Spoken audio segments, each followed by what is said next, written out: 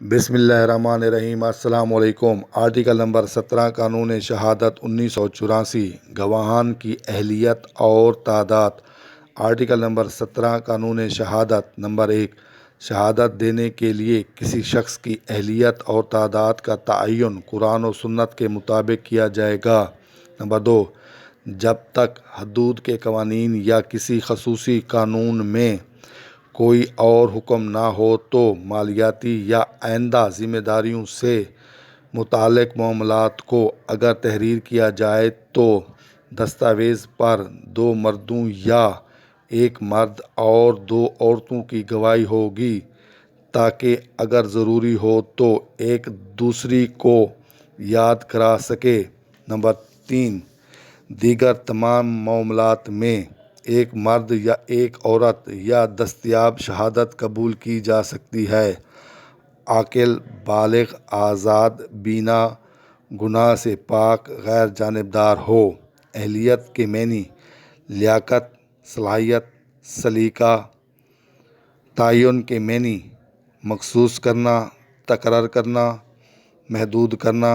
مالیاتی کے معنی مالیات کے متعلق۔ دستیاب کے معنی حاصل۔ معاملات کے معنی کاروبار، دھندے، واقعات۔ دستاویز کے معنی اہم تحریر، سند۔ عاقل کے معنی عقل مند، بالغ کے معنی جوان، بینا کے معنی دیکھنے والا، غیر جانبدار کے معنی جو کسی کا طرفدار نہ ہو۔ بسم اللہ الرحمن الرحیم۔ السلام علیکم۔ آرٹیکل نمبر 17 قانون شہادت 1984 قرآن و سنت میں گواہ کی اہلیت کی 5 شرائط بیان کریں۔ آرٹیکل نمبر 17 قانون شہادت قرآن و سنت کی روشنی میں گواہ کی اہلیت کی مندرجہ ذیل شرائط ہیں۔ نمبر 1 عاقل۔ نمبر 2 بالغ۔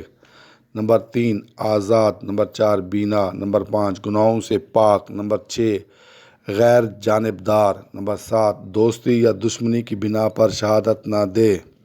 نمبر 8 تزکیۃ الشہود پر پورا اترتا ہو حدود کے مقدمات میں۔ نمبر 9 جھوٹی شہادت نہ دے۔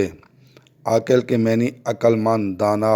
بالغ کے معنی جوان۔ بینا کے معنی دیکھنے والا۔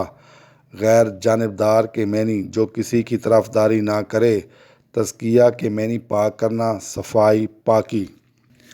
شہود کے معنی حاضر ہونا، زیر ہونا، موجود ہونا۔ حدود کے معنی شرعی سزائیں، وہ سزائیں جو قانون اسلام کے مطابق ہوں۔